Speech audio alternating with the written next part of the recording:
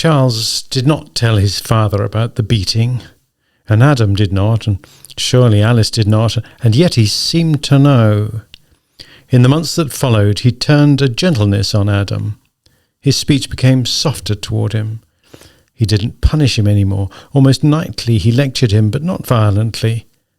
And Adam was more afraid of the gentleness than he had been of the violence, for it seemed to him that he was being trained as a sacrifice, almost as though he was being subjected to kindness before death, the way victims intended to the gods were cuddled and flattered, so that they might go happily to the stone and not outrage the gods with unhappiness. Cyrus explained softly to Adam the nature of a soldier, and though his knowledge came from research rather than experience, he knew, and he was accurate. He told his son of the sad dignity that can belong to a soldier, how he is necessary in the light of all the failures of man, the penalty of our frailties. Perhaps Cyrus discovered these things in himself as he told them. He was very different from the flag-waving, shouting bellicosity of his younger days. The humilities are piled on a soldier, so Cyrus said, in order that he may, when the time comes, be not too resentful of the final humility, a meaningless and dirty death. And Cyrus talked to Adam alone, and did not permit Charles to listen. Cyrus took Adam to walk with him one late afternoon, and the black conclusions of all his study and his thinking came out, and flowed with a kind of thick terror over his son. He said, "I'll have you know that a soldier is the most holy of all humans, because he is the most tested of all. I'll try to tell you. Look, now, in all of history, men have been taught that killing of men is an evil thing, not to be countenanced. Any man who kills must be destroyed, because this is a great sin, maybe the worst sin we know. And then we take a soldier and put murder in his hands, and we say to him, use it well, use it wisely. We put no checks on him. Go out and kill as many of a certain kind or classification of your brothers as you can, and we'll reward you for it, because it is a violation of your early training." Adam wet his dry lips and tried to ask, and failed, and tried again. "Why do they have to do it?" he said. "Why is it?" Cyrus was deeply moved, and he spoke as he had never spoken before. "I don't know," he said. "I studied and maybe learned how things are, but I'm not even close to why they are. And you must not expect to find that people understand what they do. So many things are done instinctively, the way a bee makes honey, or a fox dips his paws in a stream to fool dogs. A fox can't say why he does it, and what bee remembers winter, or expects it to come again. When I knew you had to go, I thought to leave the future open so you could dig out your own findings. Then it seemed better if I could protect you with the little I know. You'll go in soon now. You've come up to the age." "I don't want to," said Adam quickly. "You'll go in soon," his father went on, not hearing. "And I want to tell you so you won't be surprised. They'll first strip off your clothes, but they'll go deeper than that. They'll shuck off any little dignity you have. You'll lose what you think of as your decent right to live, and to be let alone to live. They'll make you live and eat and sleep and shit close to other men. And when they dress you up again, you'll not be able to tell yourself from the others. You can't even wear a scrap or pin or note on your breast to say, 'This is me, separate from the rest.'" "I don't want to do it," said Adam. "After a while," said Cyrus, "you'll think no words the others can't say. You'll do things because the others do them. You'll feel the danger in any difference whatever, a danger to the whole crowd of like-thinking, like-acting men." "What if I don't?" Adam demanded. "Yes," said Cyrus, "sometimes that happens. Once in a while there's a man who won't do what is demanded of him, and do you know what happens? The whole machine devotes itself coldly to the destruction of his difference. They'll beat your spirit and your nerves, your body and your mind with iron rods until the dangerous difference goes out of you. And if you can't finally give in, they'll vomit you up and leave you stinking outside, neither part of themselves nor yet free. It's better to fall in with them. They only do it to protect themselves. A thing so triumphantly illogical, so beautifully senseless as an army can't allow a question to weaken it. Within itself, if you do not hold it up to other things for comparison and derision, you'll find slowly, surely, a reason and a logic and a kind of dreadful beauty. A man who can accept it is not a worse man always, and sometimes is a much better man. Pay good heed to me, for I've thought long about it. Some men there are who go down the dismal rack of soldiering, surrender themselves and become faceless. But these had not much face to start with, and maybe you're like that. But there are others who go down, submerge in the common slough, and then rise more themselves than they were because they've lost a little of vanity and have gained all the gold of the company and the regiment. If you can go down so low, you'll be able to rise higher than you can conceive, and you will know a holy joy, a companionship almost like that of a heavenly company of angels. Then you will know the quality of men, even if they are inarticulate. But until you've gone way down, you can never know this. As they walked back toward the house, Cyrus turned left and entered the woodlot among the trees, and it was dusk. Suddenly Adam said, "You see that stump there, sir? I used to hide between the roots on the far side. After you punished me, I used to hide there. Sometimes I went there just because I felt bad." "Let's go and see the place," his father said. Adam led him to it, and Cyrus looked down at the nest-like hole between the roots. "I knew about it long ago," he said. "Once when you were gone a long time, I thought you must have such a place, and I found it because I felt it felt the kind of place you'd need. See how the earth is tamped and the little grass is torn. And while you sat there in your stripped little pieces of bark to shred, I knew it was the place when I came upon it." Adam was staring at his father in wonder. "You never came here looking for me?" he said. "No," Cyrus replied, "I wouldn't do that. You can drive a human too far. I wouldn't do that. Always you must leave a man one escape before death. Remember that. I knew, I guess, how hard I was pressing you. I didn't want to push you over the edge." They moved restlessly off through the trees. Cyrus said, "So many things I want to tell you. I'll forget most of them. I want to tell you that a soldier gives up so much to get something back. From the day of a child's birth, he's taught in every circumstance, by every law and rule and right, to protect his own life. He starts with that great instinct, and everything confirms it. And then he's a soldier, and he must learn to violate all of this. He must learn coldly to put himself in the way of losing his own life without going mad. And if you can do that, and mind you, some can't, then you'll have the greatest gift of all. Look, son," Cyrus said earnestly, "nearly all men are afraid, and they don't even know what causes their fear. Shadows, perplexities, dangers without names or numbers, fear of a faceless death. But if you can bring yourself to face not shadows but real death, described and recognizable by bullet or sabre, arrow or lance, then you need never be afraid again, at least not in the same way you were before. Then you'll be a man set apart from other men, safe where other men may cry in terror. This is the great reward. Maybe this is the only reward. Maybe this is the final purity, all ringed with filth. It's nearly dark. I want to talk to you again tomorrow night, when both of us have thought about what I've told you." But Adam said, "Why don't you talk to my brother? Charles will be going. He'll be good at it, much better than I am." "Charles won't be going," Cyrus said. "There'd be no point in it." "But he'd be a better soldier." "Only outside on his skin," said Cyrus, "not inside. Charles is not afraid, so he could never learn anything about courage. He does not know anything outside himself, so he could never gain the things I've tried to explain to you. To put him in an army would be to let loose things which in Charles must be chained down, not let loose. I'd not dare to let him go." Adam complained, "You never punished him. You let him live his life. You praised him. You didn't haze him. Now you let him stay out of the army." He stopped, frightened at what he had said, afraid of the rage or the contempt or the violence his words might let loose. His father did not reply. He walked out of the woodlot, his head hung down so that his chin rested on his chest, and the rise and fall of his hip when his wooden leg struck the ground was monotonous.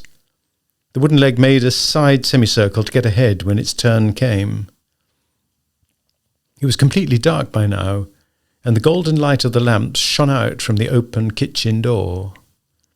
Alice came to the doorway and peered out, looking for them. Then she heard the uneven footsteps approaching and went back to the kitchen. Cyrus walked to the kitchen stoop before he stopped and raised his head. "Where are you?" he asked. "Here, right behind you, right here." "You asked a question. I guess I'll have to answer. Maybe it's good and maybe it's bad to answer it. You're not clever. You don't know what you want. You have no proper fierceness. You let other people walk over you. Sometimes I think you're a weakling who'll never amount to a dog turd. Does that answer your question? I love you better. I always have.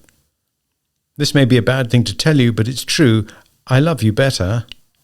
Else, why would I have given myself the trouble of hurting you? Now shut your mouth and go to your supper. I'll talk to you tomorrow night. My leg aches." Chapter 4. There was no talk at supper.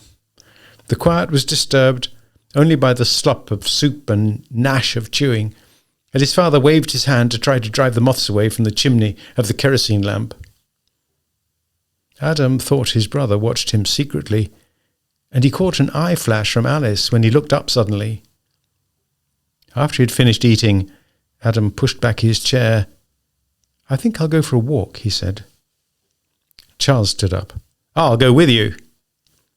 Alice and Cyrus watched them go out the door, and then she asked one of her rare questions. She asked nervously, "What did you do?" "Nothing," he said. "Will you make him go?" "Yes." "Does he know?" Cyrus stared bleakly out the open door into the darkness. "Yes, he knows. He won't like it. It's not right for him." "It doesn't matter," Cyrus said, and he repeated loudly, "It doesn't matter." And his tone said, "Shut your mouth, this is not your affair." They were silent a moment, and then he said, almost in a tone of apology, "It isn't as though he were your child." Alice did not reply. The boys walked down the dark, rutty road. Ahead they could see a few pinched lights where the village was. "Want to go in and see if anything's stirring at the inn?" Charles asked. "I hadn't thought of it," said Adam. "Then what the hell are you walking out at night for?" "You didn't have to come," said Adam. Charles moved close to him. "What did he say to you this afternoon? I saw you walking together. What did he say?" "He just talked about the army, like always." "Didn't look like that to me," Charles said suspiciously. "I saw him leaning close, talking the way he talks to men. Not telling, talking." "He was telling," Adam said patiently, and he had to control his breath, for a little fear had begun to press up against his stomach. He took as deep a gulp of air as he could and held it to push back at the fear. "What did he tell you?" Charles demanded again. "About the army and how it is to be a soldier." "I don't believe you," said Charles. "I think you're a goddamn mealy-mouthed liar. What are you trying to get away with?" "Nothing," said Adam. Charles said harshly, "Your crazy mother drowned herself. Maybe she took a look at you. That'd do it." Adam let out his breath gently, pressing down the dismal fear. He was silent. Charles tried, "You're trying to take him away. I don't know how you're going about it. What do you think you're doing?" "Nothing," said Adam. Charles jumped in front of him so that Adam had to stop, his chest almost at his brother's chest. Adam backed away, but carefully, as one backs away from a snake. "Look at his birthday," Charles shouted. "I took 6 bits. I bought him a knife made in Germany, 3 blades and a corkscrew, pearl-handled. Where's that knife? Do you ever see him use it? Did he give it to you? I never even saw him hone it. Have you got that knife in your pocket? What does he do with it?" "Thanks," he said, like that, and that's the last I heard of a pearl-handled German knife that cost 6 bits. Rage was in his voice, and Adam felt the creeping fear, but he knew also that he had a moment left. Too many times he'd seen the destructive machine that chopped down anything standing in its way. Rage came first, and then a coldness, a possession, non-committal eyes, and a pleased smile, and no voice at all, only a whisper. When that happened, murder was on the way, but cool, deft murder, and hands that worked precisely, delicately. Adam swallowed saliva to dampen his dry throat. He could think of nothing to say that would be heard. For once in rage, his brother would not listen, would not even hear. He bulked darkly in front of Adam, shorter, wider, thicker, but still not crouched. In the starlight his lips shone with wetness, but there was no smile yet, and his voice still raged. What did you do on his birthday? You think I didn't see? Did you spend 6 bits or even 4 bits? You brought him a mongrel pup you picked up in the woodlot. You laughed like a fool, said it would make a good bird dog. That dog sleeps in his room. He plays with it while he's reading. He's got it all trained. And where's my knife? Thanks, he said, just thanks. Charles now spoke in a whisper, and his shoulders dropped. Adam made one desperate jump backward, raised his hands to guard his face. His brother moved precisely, each foot planted firmly. One fist lanced delicately to get the range, and then the bitter frozen work, a hard blow in the stomach, and Adam's hands dropped, then 4 punches to the head. Adam felt the bone and gristle of his nose crunch. He raised his hands again, and Charles drove at his heart, and all this time Adam looked at his brother as the condemned looked hopelessly and puzzled at the executioner. Suddenly, to his own surprise, Adam launched a wild, overhand, harmless swing which had neither force nor direction.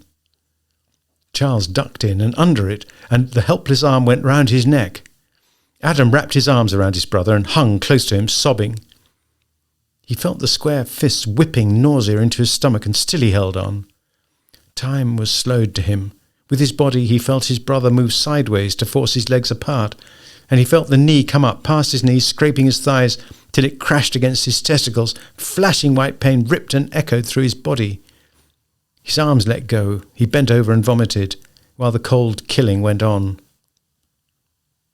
Adam felt the punches on temples, cheeks, eyes. He felt his lips split, tatter over his teeth, but his skin seemed thickened and dull, as though he were encased in heavy rubber.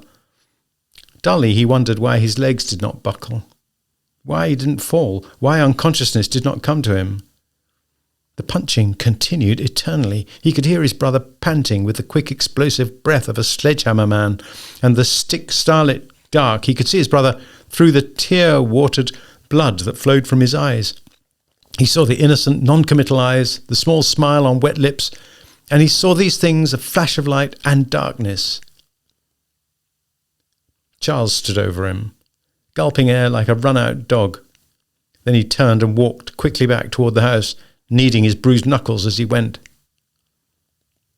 Consciousness came back quick and frightening to Adam. His mind rolled in a painful mist. His body was heavy and thick with hurt. But almost instantly he forgot his hurts. He heard quick footsteps on the road. The instinctive fear and fierceness of a rat came over him. He pushed himself up on his knees and dragged himself off the road to the ditch that kept it drained. There was a foot of water in the ditch, and the tall grass grew up from its sides. Adam crawled quietly into the water, being very careful to make no splash. The footsteps came close, slowed, moved on a little, came back, and from his hiding place Adam could see only a darkness in the dark. And then a sulphur match was struck and burned a tiny blue until the wood caught, lighting his brother's face grotesquely from below. Charles raised the match and peered around, and Adam could see the hatchet in his right hand. When the match went out, the night was blacker than before. Charles moved slowly on and struck another match, and on and struck another. He searched the road for signs. At last he gave it up. His right hand rose and he threw the hatchet far off into the field. He walked rapidly away towards the pinch lights of the village. For a long time Adam lay in the cool water. He wondered how his brother felt, wondered whether now that his passion was chilling he'd feel panic or sorrow or sick conscience or nothing. These things Adam felt for him. His conscience bridged him to his brother and did his pain for him the way at other times he had done his homework. Adam crept out of the water and stood up. His hurts were stiffening, and the blood was dried in a crust on his face. He thought he'd stay outside in the darkness until his father and Alice went to bed. He felt he could not answer any questions, because he didn't know any answers, and trying to find one was harsh to his battered mind. Dizziness edged with blue lights came fringing his forehead, and he knew that he would be fainting soon. He shuffled slowly up the road, with widespread legs. At the stoop he paused, looked in. The lamp hanging by its chain from the ceiling, cast a yellow circle and lighted Alice and her mending basket on the table in front of her. On the other side, his father chewed a wooden pen and dipped it in an open ink bottle and made entries in his black record book. Alice, glancing up, saw Adam's bloody face. Her hand rose to her mouth and her fingers hooked over her lowered teeth. Adam drag-footed up one step and then the other and supported himself in the doorway.